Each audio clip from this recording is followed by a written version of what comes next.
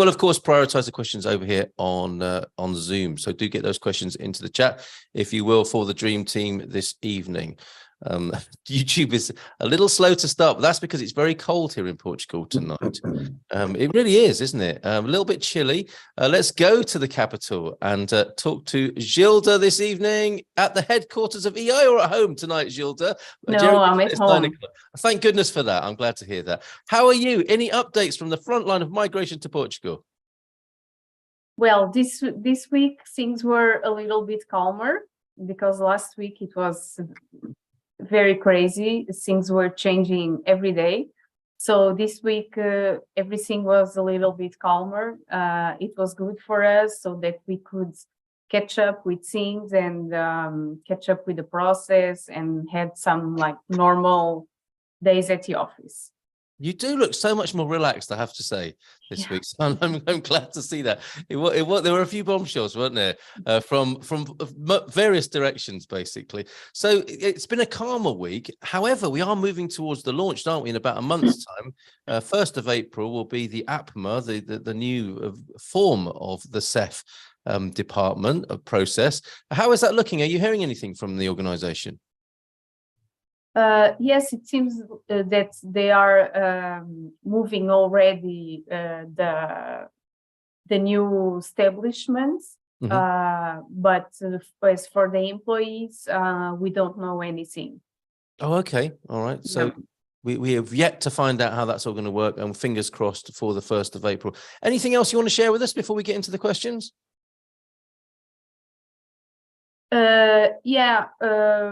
Some consulates now are started to this week or the last week. I don't know if I mentioned last week, but for the digital nomad visa, they started to ask Portuguese bank accounts and the NIF, and this was not supposed to be mandatory by law. Yeah. But some consulates didn't accept the visas without the NIF and the bank account and the Portuguese bank account. Okay. Which doesn't make sense for the type of visa. Right. Okay. Yeah. So the best preparation for that is to get your NIF and bank account, is it? Or is that by a sort of consulate by consulate basis? Yes, it's a consulate by consulate basis, but it's always a surprise, and like in this case, it was Manchester, and we were not expecting that from Manchester, because there are consulates that they are always changing things, like in New Delhi and in Dubai. They are always changing, asking more things than what the law asks. But not in England. It's not. Right. It's not. We are not used to that. They are very by the book. Yeah. So it was a surprise. It was a surprise.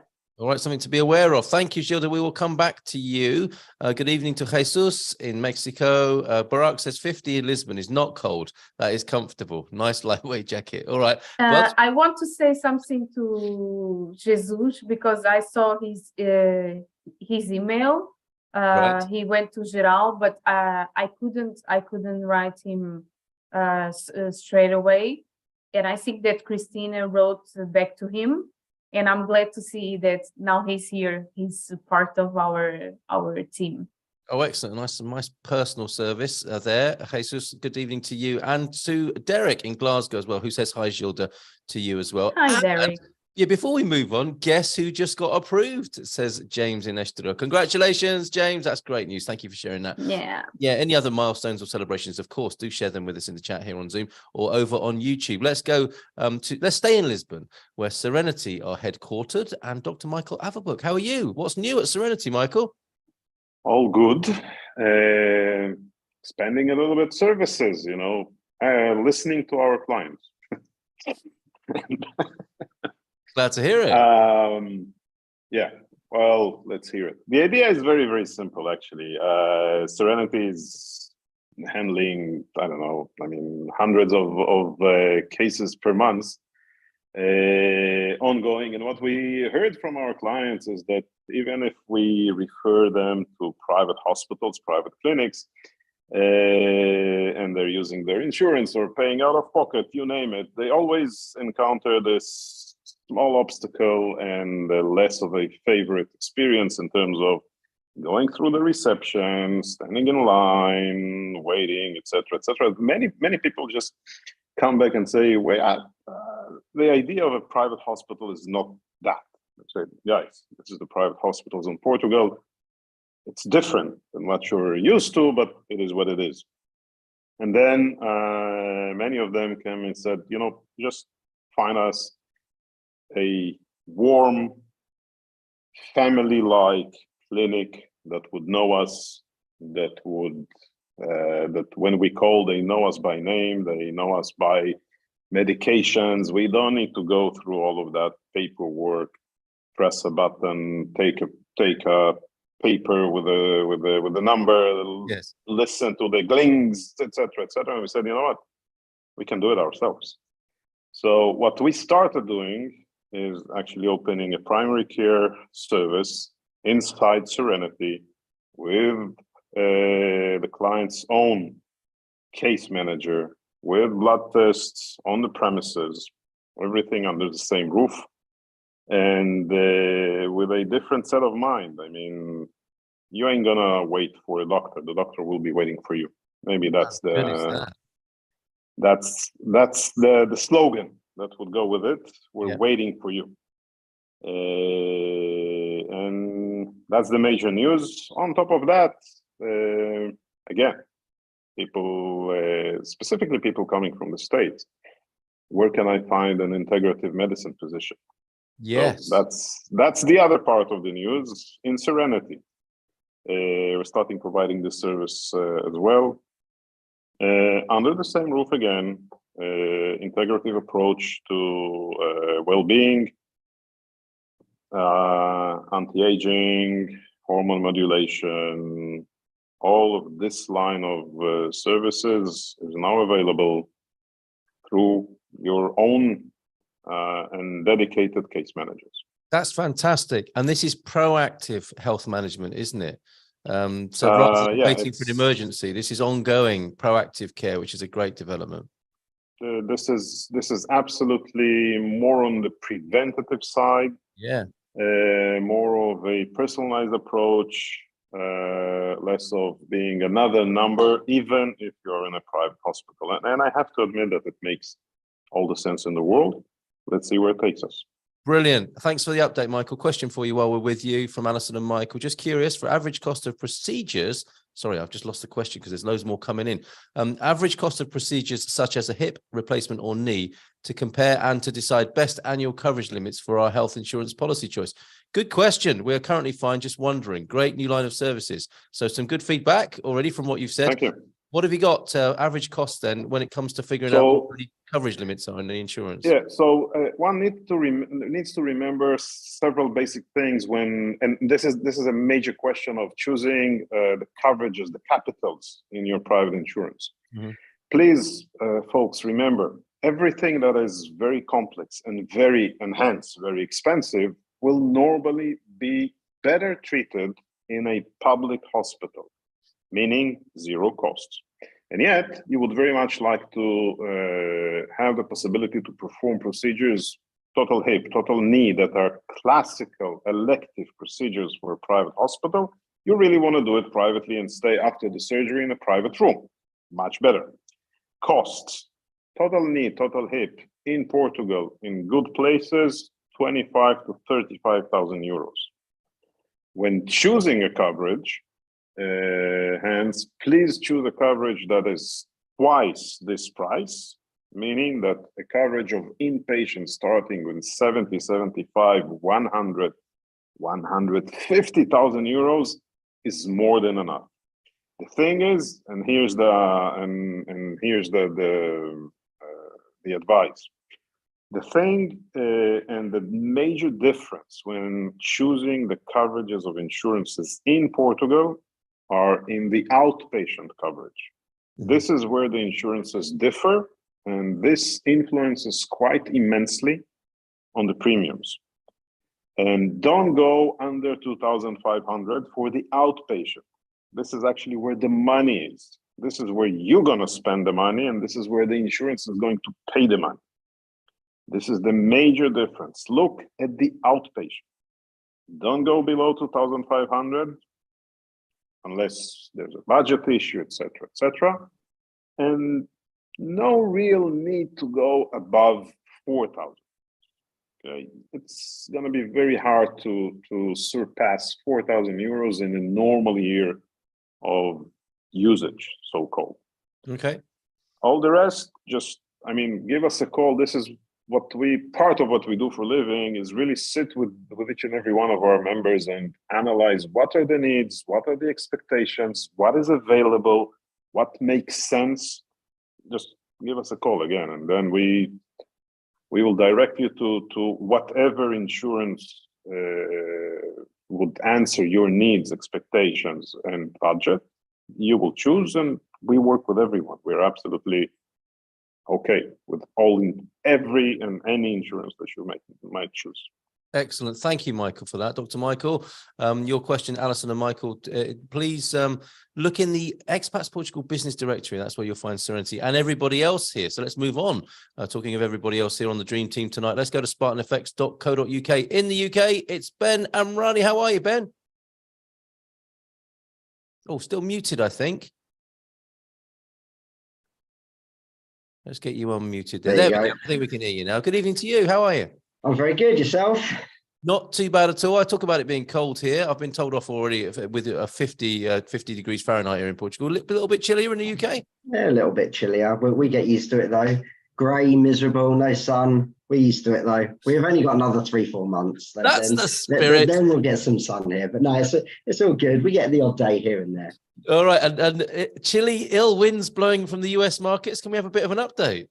Yeah, it's been a roller coaster of a ride over the last few weeks, really. So we've seen, well, if you go back over from before the end of last year, really, the dollar was flying very, very strong towards the back end of the year, started to weaken off just on the expectation on how the Fed really were going to, slow down the rate hikes, which we've now seen. And you just actually have to go back about, I suppose, 2-3 weeks ago, the dollar actually weakened. If we look at it, the euro dollar rate went up to over 110.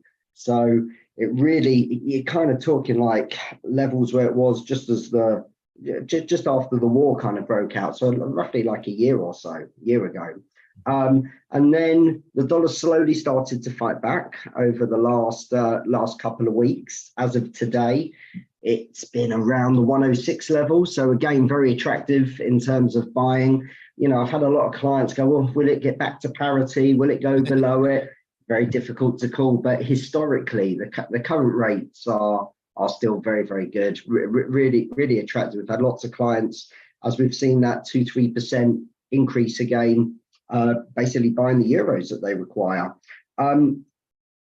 The outlook, I would probably say, is we're still expecting some euro strength to come over the coming weeks. Really, the European Central Bank will more than likely start hiking interest rates a little bit more aggressively than what they've done in the past. We're expecting next week potentially a 50 basis point hike by the European Central Bank.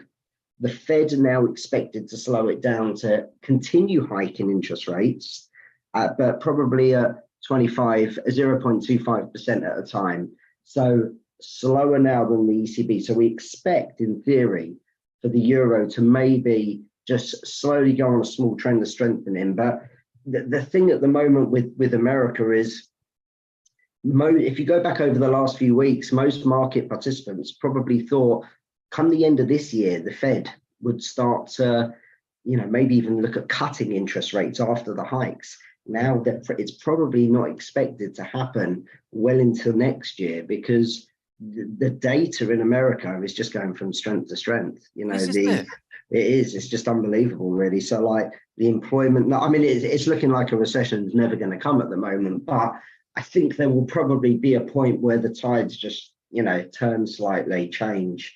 But all the data out of there is very, very strong. So it's given the Fed a bit of a headache, really, I would imagine, because they have to keep hiking.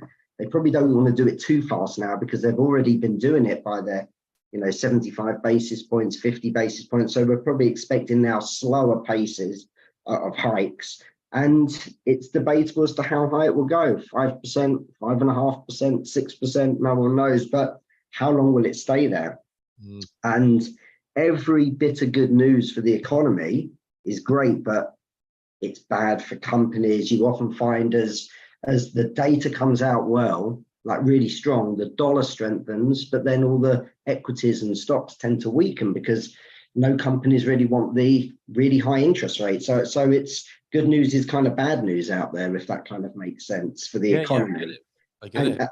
And then in Europe, we're now expecting interest rates to go up. They had inflation out today. It didn't quite drop as much as was expected. So we're expecting a fairly big interest rate hike in the EU next week, probably 50 basis points. And that might just, we expect it to be fairly range bound, maybe 105 up to 108, 109 over the course of the coming weeks. So what clients feel is the right time to do it. We're here to try and help them, really. Brilliant. And the main message I'm hearing there is we want our parity back, right? Yeah, very much so. I would love to give it to you. When people missed out on that, what can you do for them to lessen the pain of that? Because I know you do have some strategies for that. So well, there are strategies. I mean, look, once you've missed the boat, there's nothing you can do in essence to go back in time. But you can still have limit orders that you can place in the market, so you don't have to watch it all day long. Once it starts going against, it can move quite quickly. And the issue that some clients don't want to get into is chasing your losses. So imagine you maybe budgeted on parity, then it's kind of gone up to 101, 102, and you're kind of, I'll just hold out, I'll wait to see if it gets back to parity. And then all of a sudden it's up at 104, 105. And as I say, 2-3 weeks ago, it was 110 again. So you then start talking, you're 6, 7, 8, even 10% away from the levels you want. And I think some clients that are not speaking to us aren't always up to speed with all the economic data. Why are the rates moving one way or the other? So if they're in contact with us, we can kind of give them as much information as possible to help them make the decision. Well, should you wait again and see if it comes back, or maybe cut your losses? I think from over the last few months, what I've realized many clients weren't overly aware of was even above parity, so like at 101, 105, historically, it's still fantastic.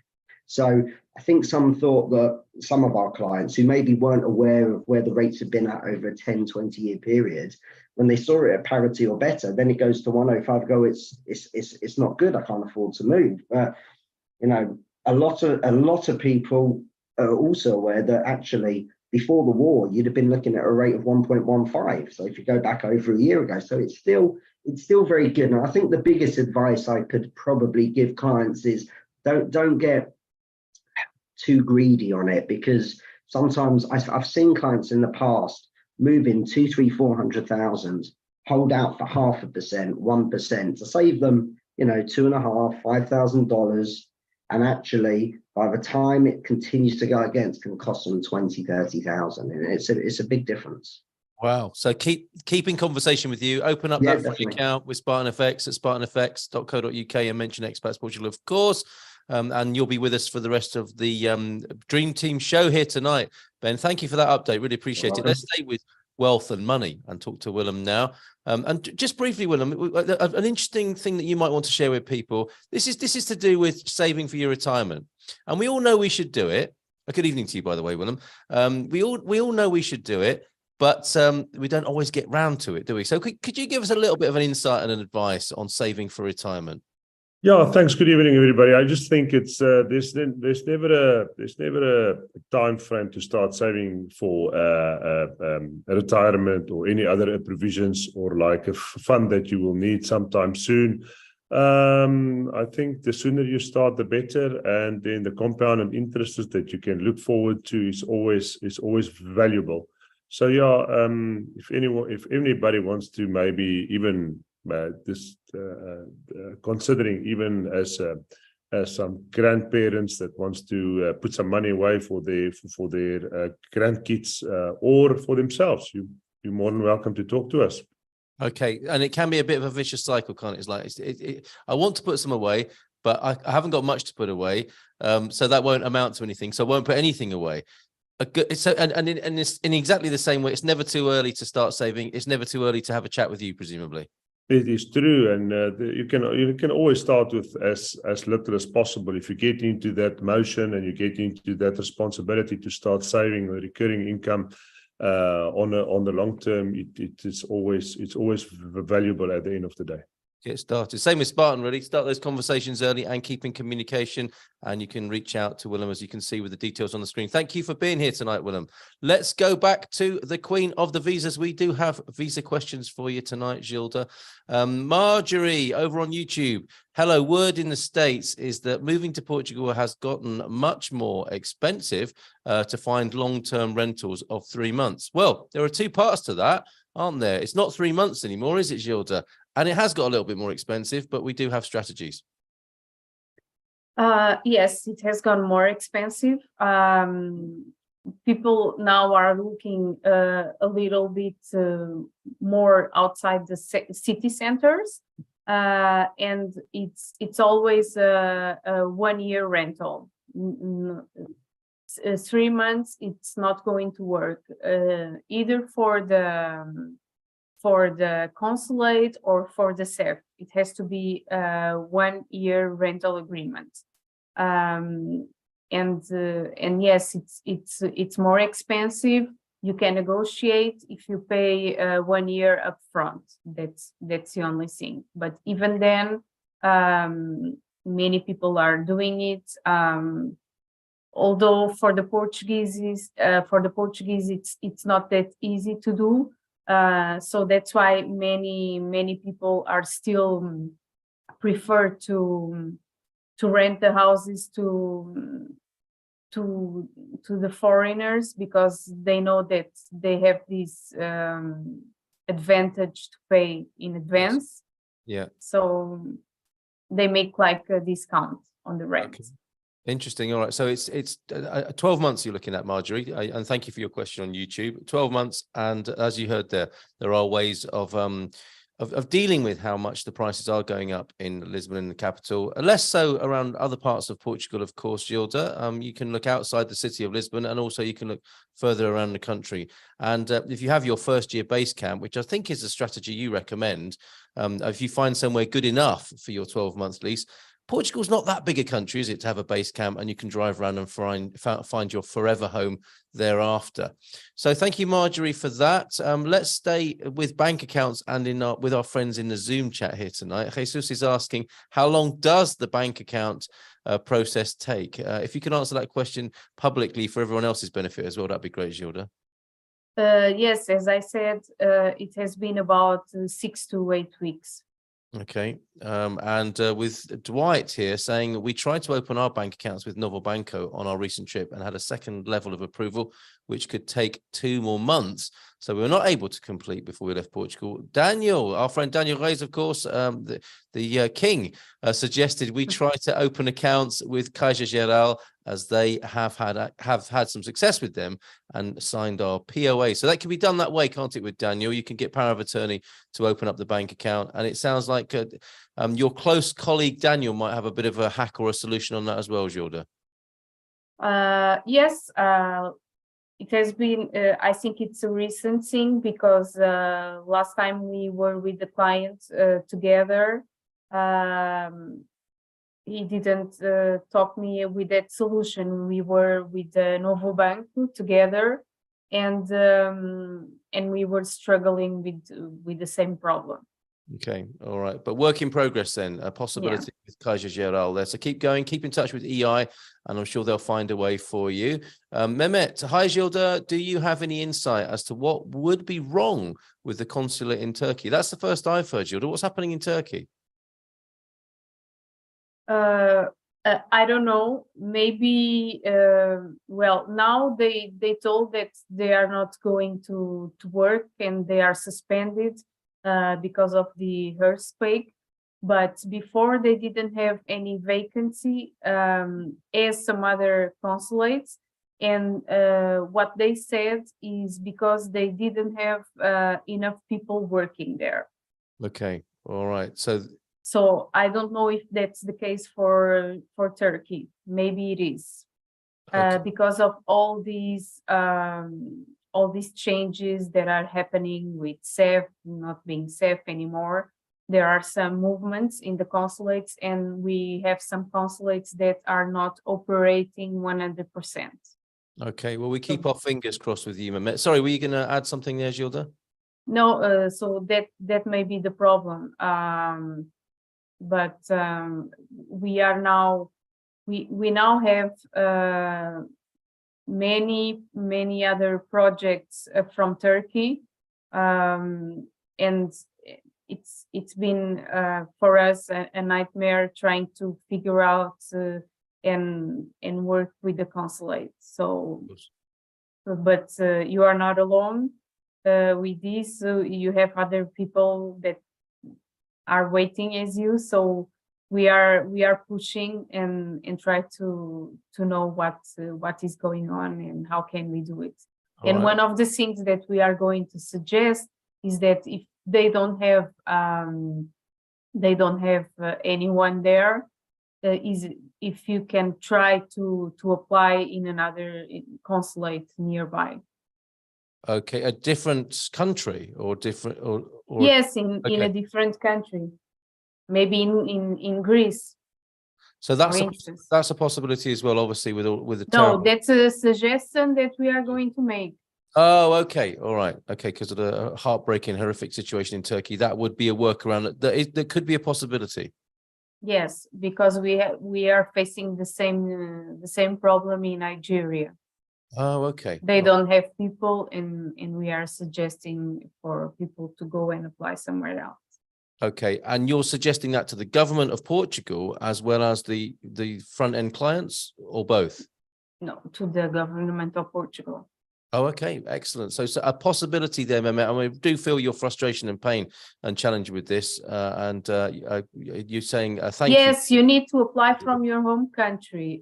This is a possibility that we are going to explain why you don't have vacancy. Why, if it is because you don't have people to work there, they need to provide as a solution. Yes. Okay. So this is a new idea, and of course that's what threw me slightly there. Ordinarily, you would apply from your home country, but in the case of a disaster or a political problem that's stopping service in your own country, your suggestion to the Portuguese government is to open it up through a different country. Yes. Great idea, and Mehmet agrees there in the Zoom chat tonight. Thank you, Mehmet. We're with you, mate. Yes, we're by your side with this, and it's always great to see you here. So fingers crossed for your process. Michael Reimer over on YouTube. My application for a digital nomad visa was accepted by the consulate in Newark, New Jersey on December the 27th. How much longer should I expect to wait for a decision, Gilda? I'm sorry, I was reading Oh, you were in the chat there. Okay, you didn't Yeah. realize I'd stayed with you. Okay, back to Michael Reimer's question then on YouTube. My application for a digital nomad visa was accepted by the consulate in Newark, New Jersey, December 27th, presumably of last year. It would be, wouldn't it? Because the digital nomad visa doesn't go back any further. How much longer should I expect to wait for a decision?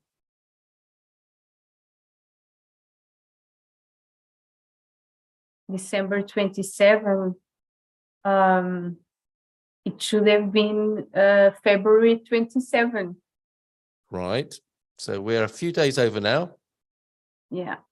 Okay. So what? But as I always say, if it's been too long and they don't say anything, it's because everything is going to be fine. Okay. All right. No news is good news, basically. Yeah. All right. And 5 days is this is difficult for Michael, obviously, isn't it? Michael Reimer, who asked the question, that it's going past, that threshold of February the 27th. But from your point of view, no news is good news, and just to hang on in there. Yes. Okay, follow-up question on that from Michael. For the CEF appointment, will I have to prove income again for the 3 months preceding the appointment? That's a good question. Thank you all for the great information. I'm going to share that with the whole dream team there.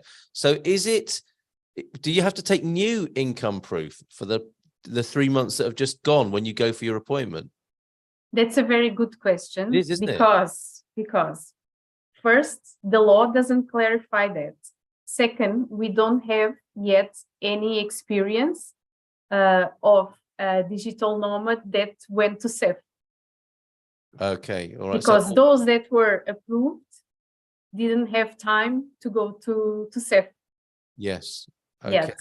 But I would say, to my clients, I would say, yes, take the proof of the last 3 months. Better safe than sorry. Better safe than sorry. Okay, so two bits of information and comfort from you there. No news is good news, and better to be safe than sorry. Principles at work there dealing with CEF. Thank you, Gilda, for the time being, although we'll probably be coming back to you very soon.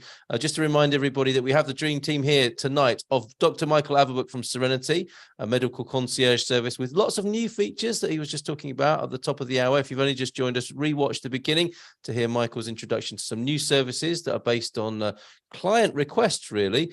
So Michael's here if you want to ask anything about engaging with the health service and managing your own health here in Portugal with the help of Serenity. Ben Amrani is here from spartanfx.co.uk as well. You can open a free account with them and get your dollars turned into euros for your new life in Portugal. And Willem Maritz is here as well on wealth management if you have any questions for Willem. And of course, questions for the Queen of Visas from EI tonight, Gilda Pereira, including how is Mandela? Oh, he's behaving now. I think that now he's growing up. Okay, he's finally growing up. Excellent news. All right, good. So send him our love. That is Mandela, Gilda's Teckle sausage dog that people are often keen to find out about the well-being thereof. Send him our love, please, Gilda. Droey is in the YouTube chat as well. If they're asking for a bank account for digital nomads, then the government should make the process easy so people can easily open a bank account. Now that makes sense, Gilda, doesn't it? However, that makes all the sense. Yes. But what I mean, forgive Droey and me for asking this. Why don't they? I don't know. You're so used to this situation now, aren't you? That an innocent question like that, like the child at the emperor's parade, the emperor is naked. Look, everything used to be very easy before. Yeah. And then this thing with the banks all started because of the Russian situation. There was a message from the bank that said that they would not accept opening of bank accounts of the Russian oligarchs. Right. Okay. But for them to see if they were Russian oligarchs, they needed to do some investigation. Yeah. But they are lazy. They don't want to do that. So they stop opening bank accounts for Russians. For everybody, it turns out. It started with the Russians. Right, okay. And then they said they extended to other nationalities, like Pakistanis, Indians, Bangladeshis. They did like a blacklist. And then none of our clients from that blacklist that they did, which was very unfair. And like in 2023, we are working with blacklists of nationalities. This is unreal. And now they did another thing that was no one with the resident permit can open a bank account. Right. But to have a resident permit, the consulates require a bank account. Okay. So this is the typical Portuguese thing, yeah. You know, like this going around in circles. Circle again. Yes, indeed. Okay, but don't worry. You wanna hear a story about typical Portuguese? I'm sorry, I have to share it because no, I don't think I do. Go on, Michael. No. Listen, it's Gilda just mentioned. Look, it's something relatively private. Almost 53 years ago, I was born in what was once the USSR. I was born in Ukraine. Wow. And I recently tried to open a bank account, speaking of Russians and whatever. That was, again, my place of birth in my passport says USSR. They refused to open a bank account for me because, according to the compliance, I'm Russian. I said, guys, you're totally crazy. I was born then once, but if at all, I'm a Ukrainian refugee. No, I deserve a bank account. It took me an hour of shouting with somebody at the bank, and then no, really, it's hilarious. And then I told him, you know what? If you decide that I'm Russian because I was born in the USSR almost 53 years ago, no problem. I'll put it on the news, and I'll sue you for discrimination or whatever it is, unless you give me a bank account today. Guess what happened? I had a bank account. I was going to guess that might have been the outcome. Now, the question then leads on from that, Michael, is can you open bank accounts for other people now? No. Oh, I bet. Did you not think about that as an extension? It works only once, No, it tricked me up. But then somebody told me, and I'm not Portuguese. Somebody told me, hey, be careful with that, because when you start being pissed with Portuguese, they just lock and block. And this is true, but there's a limit to how creative can you be in a negative way. Yeah. Never mind. This is what Michael. I'm sorry you had to experience that, because that is plainly ridiculous, isn't it? I thought it was going to be a very long story, but it started 53 years ago. Look what Gilda said. Okay, yes. Russian oligarchs today. Okay, you can understand it. You don't know where the money comes from, but then you extend and expand it, and mainly, I think, again, sorry, excuse me, everybody, but it's because it's easier not to do anything. Yes. Instead of checking, instead of looking around, right? That's totally the point. They just chose to extend, just not to don't work, because it's easier. You don't have to take decisions. And another saying, Gilda, please correct me if I'm wrong. Okay. The only one who doesn't make mistakes is the one that doesn't work. We all know that, right? The problem is that in Portugal, the one that doesn't make mistakes gets promoted. Okay. So the logic is, don't do anything, you'll get promoted. Right. Now, I have to say here, this is why you need the dream team, okay, working on your behalf. You saw Michael in action there, reporting on his expertise in getting a bank account open. And this is why you need Gilda, because she is there dealing with the culture we're talking about, and knows how to deal with it. And we can see your face as a barometer sometimes, Gilda, of the levels of frustration you face. But you're doing this on people's behalf, and you are getting results, of course. And you have 100% success rate in getting people through with their visas, right? Well, 100%. Sometimes we need to do an appeal. Oh, fair enough. Okay. Sorry. Correction. 100%, but sometimes with an appeal. I think that's still a pretty good hit rate, it's got to be said. Yes, but these things of the bank account has been really, really a mess. And I'm going to tell you something. I had a businessman, a Pakistani businessman, and he has a big chain of a dental clinic. Mm-hmm. And it's like all over the world. And he came to Portugal, and he did the business here before all this mess of the bank accounts. And now he wanted to bring his partner, put the partner in the company. So we managed to put the partner in the company. And when we went to open the bank account, they said no. can you imagine, you know, he's very like a gentleman, sitting there, a businessman. And he was like, how can you say no? I have bank accounts everywhere. He was with the portfolio of the company. This is my company. I have branches everywhere. How can you say no to me?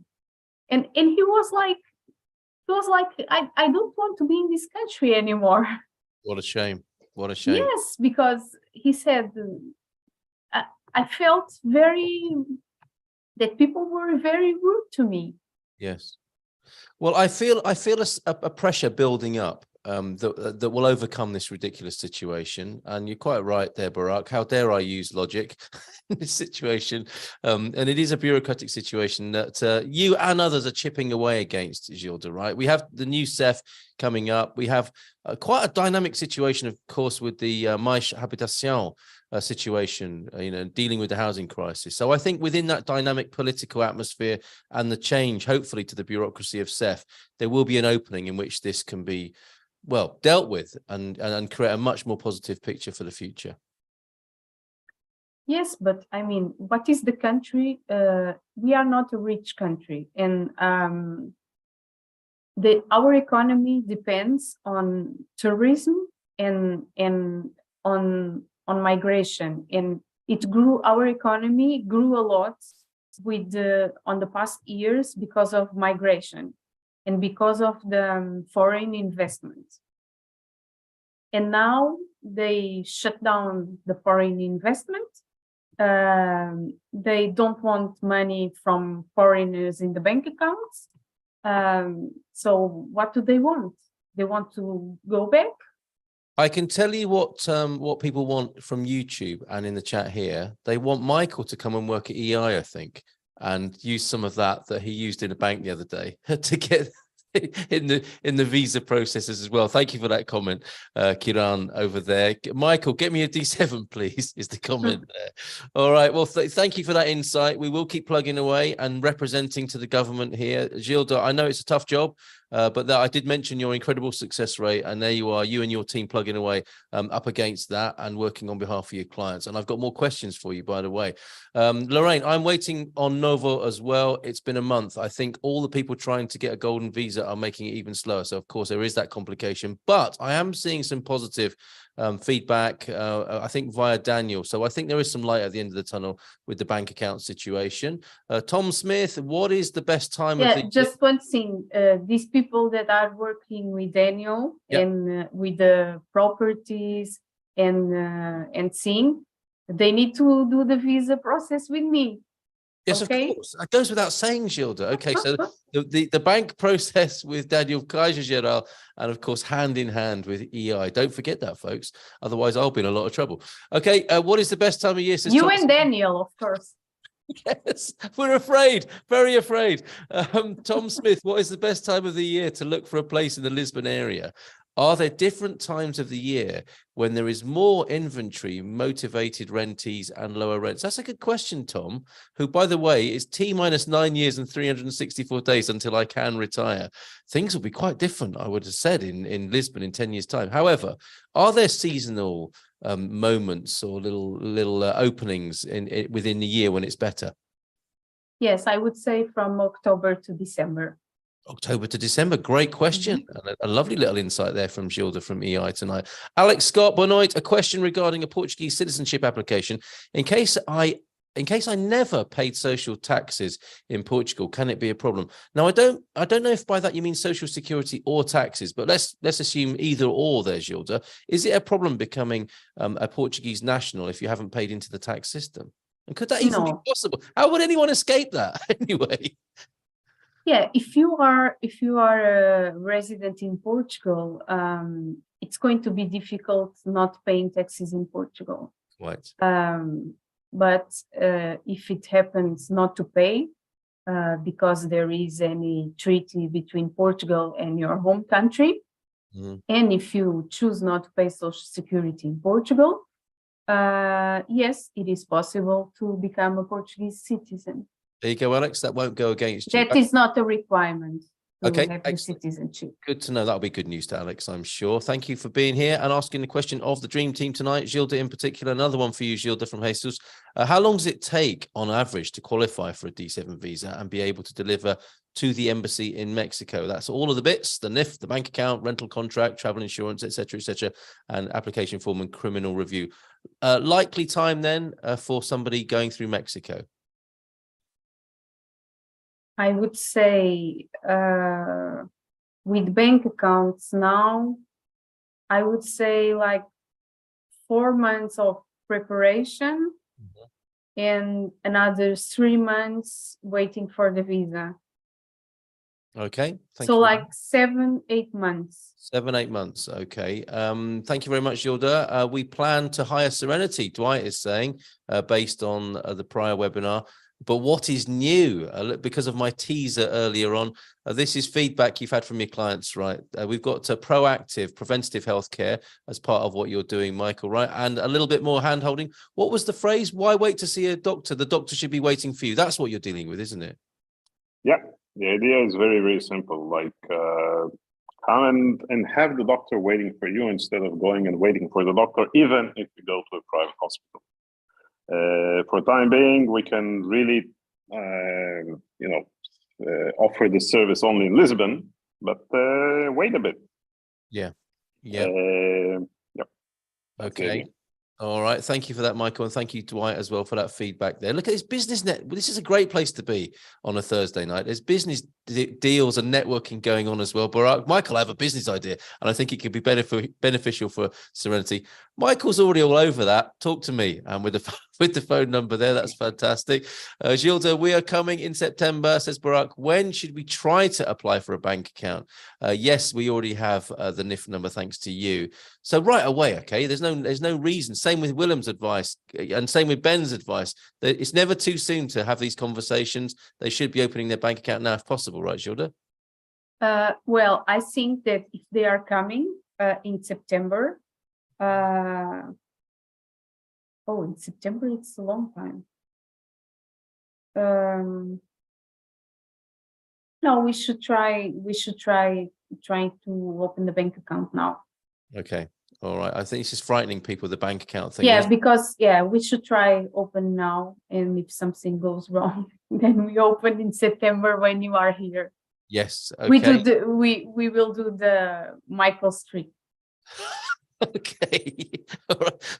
We will call the media. Yeah, Michael, that's right. Oh, Michael might even be available for hire. That might be Barack's business idea anyway. We don't know yet. Okay. We will be doing that next, Gilda says to and emailing Christina right after we have our address and bank accounts. You are part of our team. So definitely that's coming to you, Gilda. Well said. I'm not sure, Derek, what are you saying there in the chat? And a big old lol from Barack there. Angel Tobbit, I heard from one of the guests in your show, Carl, that the shutting down, this was I think last week's webinar, wasn't it, about the Golden Visa, that shutting down the Golden Visa program comes from pressure from the EU and the housing issue was conflated in it. What do you make of that, Gilda? Probably the best person to ask here. There is EU pressure, isn't there, to stop golden visas, but it's also a useful political tool. I think the conflation argument is right. It was a useful tool in the coalition politics here, right, for the parties to be talking to each other on this. Yes, both. Yeah. But first, like 2 weeks before, Ireland closed the program of the Golden Visa. Mm. And just after Portugal, Spain also closed the program for the Golden Visa. Right. Yeah. So yes, there is a pressure. But here in Portugal, it was also because of what the politicians were saying, because of the housing, which is not true. Because for the Golden Visa, you needed to buy a house, $500,000 at least. Mm-hmm. Okay, and we are talking about middle classes that cannot afford this type of houses. Yeah. So it doesn't fit one thing with the other. Bit of a false argument, perhaps. Then. Yeah, it is. It is. All right. Kieran, please read my question above. Okay, I will. Can Michael get me a D7? It wasn't that one, was it? Part 2, is that even possible? Okay, this is the clarification that's required for Kieran. Is it even possible or acceptable to apply from some other country other than your own? It isn't technically, but this is a suggestion you're making, isn't it, just to clarify on that point? It is only possible if you have a resident permit from that country. And what you're suggesting is in countries where there is a terrible situation, like in Turkey, or a political situation or a short staffing situation, your suggestion to the Portuguese government is that they make it available through other countries. Yes, but they need to allow it as an exception. Yeah. Okay. So it's not allowable yet. It needs to be an exception. So that was the thinking behind that, Kieran. Thank you, Derek, for this feedback. When I hear these stories, read bank accounts, we realize how lucky we were. Applied on the 26th of December, Boxing Day, in Millennium BCP, and had it opened by the 28th. And bank cards straight into the new year on the 3rd of January. Look at this, Gilda's happy client there. And PS interview at Manchester, thanks to Gilda's office there. So that's great. And on a more serious note, as we conclude tonight, this is interesting, and I think we should address it. It's an awkward question, quite honestly, but Yolanda is saying, stories like Michael's and Gilda's make me take pause on the whole relocating to Portugal. Maybe I should just visit. Now, we don't want that, do we? I mean, you've painted a pretty grim picture. And I think we need to balance that with some of the reasons why it's still good to be thinking about Portugal as a place to come. These are not reasons, although they can be devastating, stressful, and difficult. These are reasons not to call your plans off, right, Gilda? I don't think so. I think Portugal is still a very good country to live in. But I must tell you that bureaucracy here, it's not good, but we had some clients that that are moving from Rome to Portugal, and I was talking with Beatriz. Okay, why they want to come from Rome to here? And she said because they are full of the bureaucracy.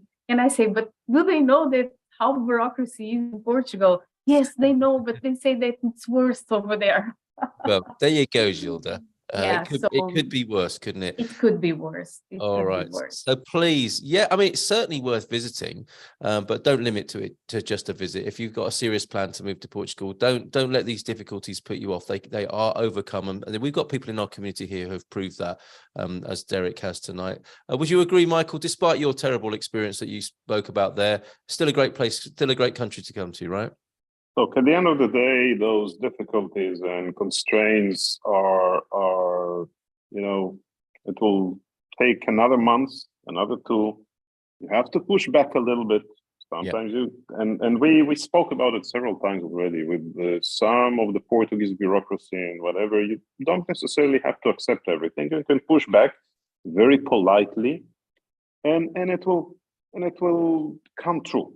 Okay, and on the long run, specifically people that are relocating to have a better life during their 50s, 60s, 70s, whatever, So yeah, you will have the process instead of 4 months, 8 months. Jill just said, okay, it's another month, another 2, another months of waiting with the bank. But look at it from a perspective of how funny would it look in 10 years from today when you live in your nice villa on Silver Coast, enjoying the food, enjoying the weather.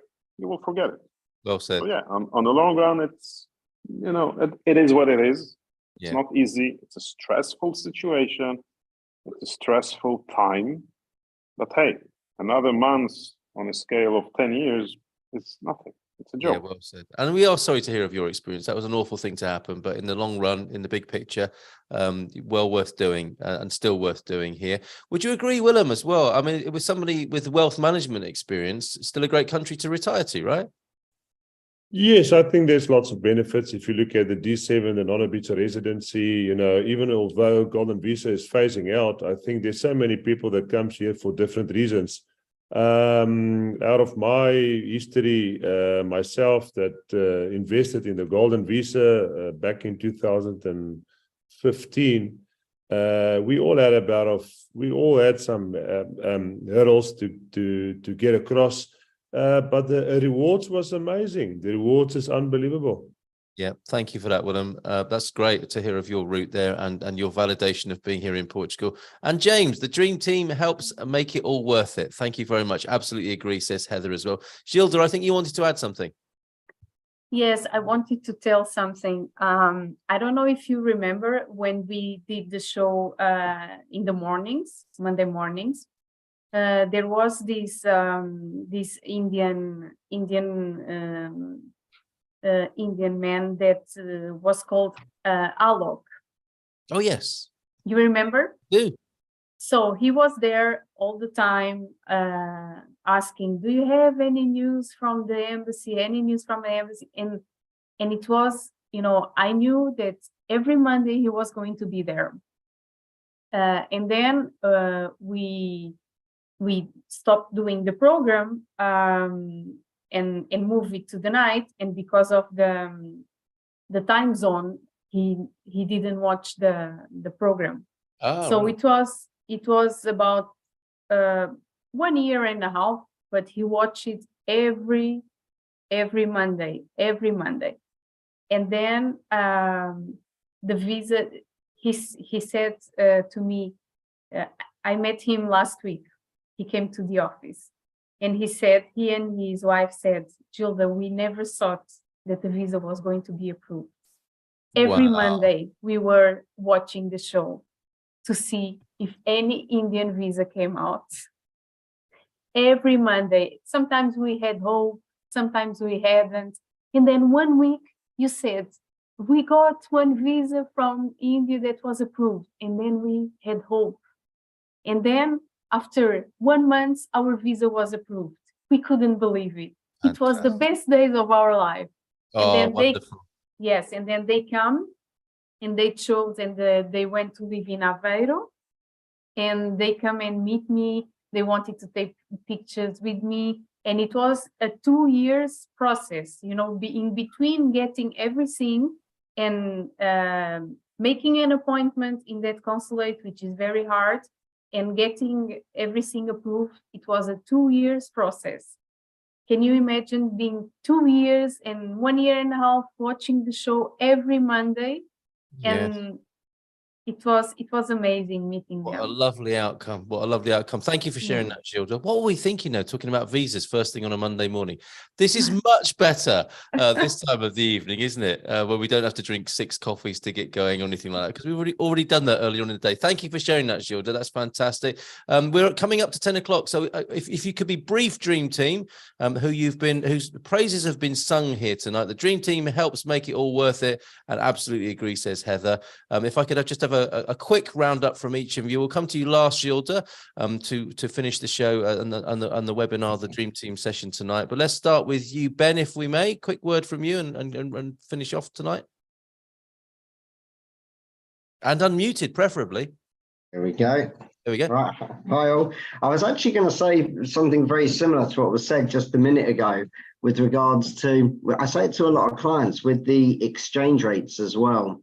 We get a lot of clients that get very hung up about when the market goes against them slightly and the difference of sometimes, you know, $1,000, $2,000, $3,000.